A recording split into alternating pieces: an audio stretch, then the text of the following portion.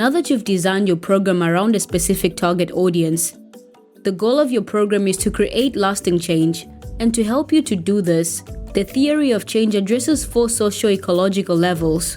Firstly, at the individual level is the young person attending the program. Next is the interpersonal level, such as their family, community, or peers. At the third level is organizations and institutions. And the last one is the legal, policy, and regulatory level. The last 3 levels create an enabling environment for integrating programming for youth. At each level, there are key strategies you can use. Let's look at what I mean by individual level.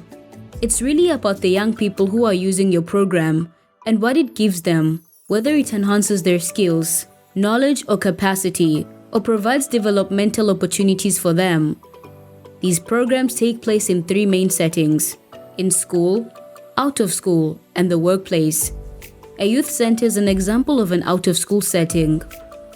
At the community level, your program needs to involve parents and gatekeepers in households, communities, and workplaces in order to give young people access to resources and services. For your program to succeed, you are going to need their support and that of the wider community. At the organizational level, you should look at supply-side demand, such as increasing youth access to health services and increasing the availability of educational opportunities, including ways to build skills and capacities. You can do this by working with private and government sectors to create employment opportunities for young people. Finally, when you are putting your program into place, a key strategy here is knowing if it will benefit from favorable laws, policies, and regulations. So you need to understand the legal framework that your program will operate under. Laws and policies are critical for overcoming barriers in access to services, either by focusing resources on more vulnerable communities or by removing barriers in access to education, health, and employment opportunities. And engaging young people themselves in strengthening the implementation of laws and policies is crucial. We know that every program is distinct, and you need to adapt your theory of change to the target groups and context of your program. The insight you gain during the analysis we talked about before will help you to come up with your own theory of change. And always keep in mind that your program will be most effective when designed holistically, creating an enabling environment for young people to thrive. So let's dive into each level and look at packages of strategic interventions you might want to adapt for your program, starting at the individual level. Integrated programming at the individual youth level focuses on enhancing youth skills, knowledge, and capacities while providing developmental opportunities for young people.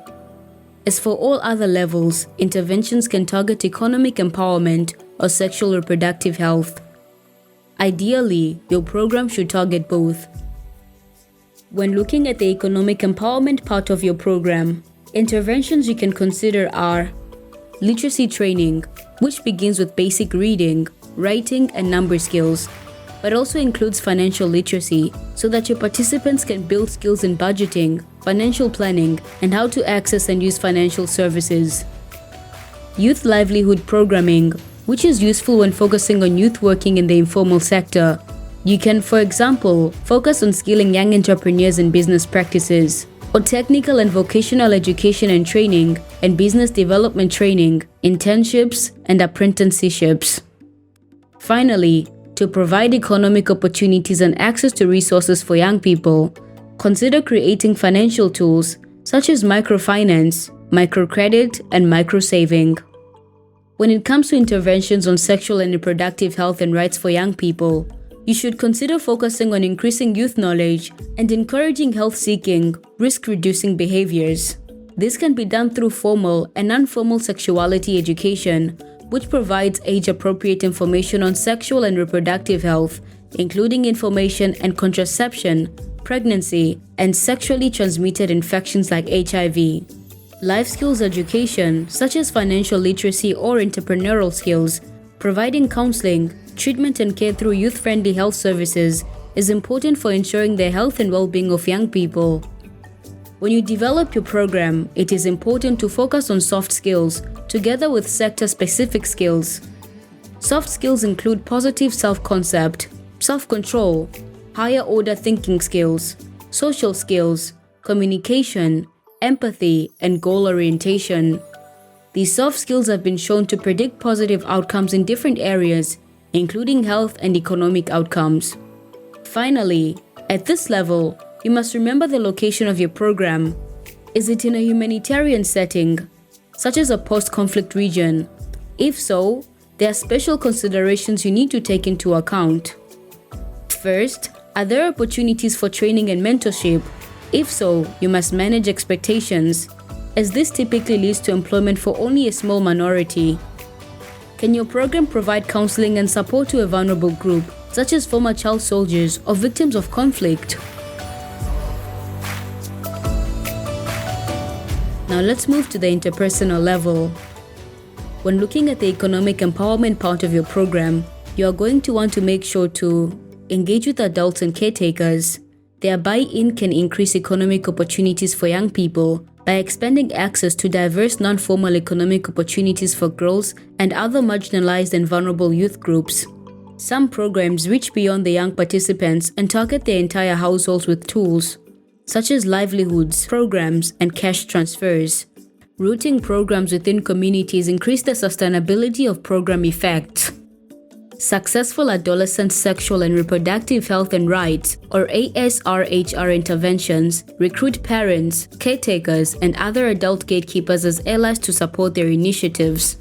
Community-based health and rights programs need to happen in both formal and informal settings to provide a youth space for engaging on sexual and reproductive health and rights, or SRHR education and information. This could be clubs, radio listening groups, youth centers, and sport activities, for example. Traditional and religious leaders are key to community leaders who can be turned into local champions through early and continuous engagement. Supporting advocacy among youth and youth-led organizations can enhance youth engagement. Finally, safe spaces have been found to be an important intervention strategy to deliver integrated programming for girls and young women at the community level. Next, let's look at the institutional level, starting with possible economic empowerment interventions. Here, we look at supply-side interventions which contribute to job creation for youth and rely on diverse strategies to improve the quantity and quality of work for young people. You should consider the following. Work with both government and the private sector to create new jobs or refit existing jobs. A labor market information system can help both government and programs take stock of the current market to better assess and develop employment opportunities for youth. Graduate to SME matching schemes can help address the issue of youth unemployment by better aligning national and regional skilling strategies with labor market needs. Build institutional capacity to reach those youth who are the furthest from the centers of government and business. To prioritize inclusivity, so that no matter the target area, young people can expect to receive the same quality of services and support from the relevant institutions. Finally, encourage the sustained development of youth organizations. This will provide authorities with the organizational benefit of having a contact point within the local community, with the local knowledge and capacity to diffuse and distribute support and services. And for ASRHR interventions at the institutional level, you'll need to support educational institutions and civil society organizations to deliver formal and non-formal education and training, to develop sexuality education and life skills interventions, and also facilitate access to availability of quality youth-friendly health service delivery points, including SRH and HIV prevention, treatment and care services, and services providing support to survivors of intimate partner violence and non-partner sexual violence and exploitation. So here, you'll need to work with organizations and institutions to identify and remove any access barriers to these services that might exist for all young people or a specific subgroup of young people. And finally, you need to ensure that any reproductive healthcare commodities, like condoms and contraceptives, meet specific quality standards. Finally, at the organizational level, if you're working in a humanitarian setting, there is an urgent need for access to education and health services to help meet basic needs. Public and private bodies are needed to reintegrate the most vulnerable in society, particularly young people and women who are often at greatest risk. The last level of the theory of change model in the policy level. Here, we look at laws, policies and regulations, and how we can make them more responsive and conducive for the realization of the needs of young people.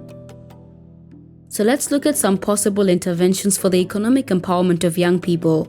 The political economy analysis will give you insight into the degree to which the current political, economic, and market conditions are favorable for new or expanded economic empowerment activities. It can also help you understand barriers that may limit youth participation in the workforce and advocate for their removal. Next comes budget allocations. Make sure appropriate funds are targeted towards integrated programs. Advocating at multiple levels of government can assist in resolving potential gaps in communication and transparency between various departments of government. And keep in mind that advocating for change in policy or regulation requires close coordination with other partners and interest groups in civil society to be successful. Finally, fostering institutional memory of an effective mechanism for encouraging national and local ownership of the policy change, as well as promoting sustainability. Try to create enthusiasm and optimism within policy-making circles by sharing positive experiences. This will build a good base of success for future interventions. The ASRH interventions at the policy level include legal, policy, and regulatory interventions to develop, update, monitor, and evaluate and harmonize policies and strategies on adolescent and sexual health. These could, for example, target policies on child marriage, adolescent pregnancies, and the age of consent to SRHR services. Engagement with regional political bodies such as the African Union, the East Africa Community, and the Southern African Development Community. It can be hard to win support at the regional political level, but engagement creates an important benchmark of commitment that governments can be measured against. The collection of robust and disaggregated data on ASRHR to support advocacy efforts towards legal, policy, and regulatory reforms. Finally, on a policy level, if your program is in a humanitarian setting, it is important that the best interests of adolescents are prioritized. Where national laws contradict international commitments on issues such as child labor or marriage, every effort should be made to get the laws changed. There are so many levels and elements to consider in this theory of change. Yes, but these strategies can yield important outcomes. Youth are better able to access social and economic assets and enjoy their sexual and reproductive health and rights.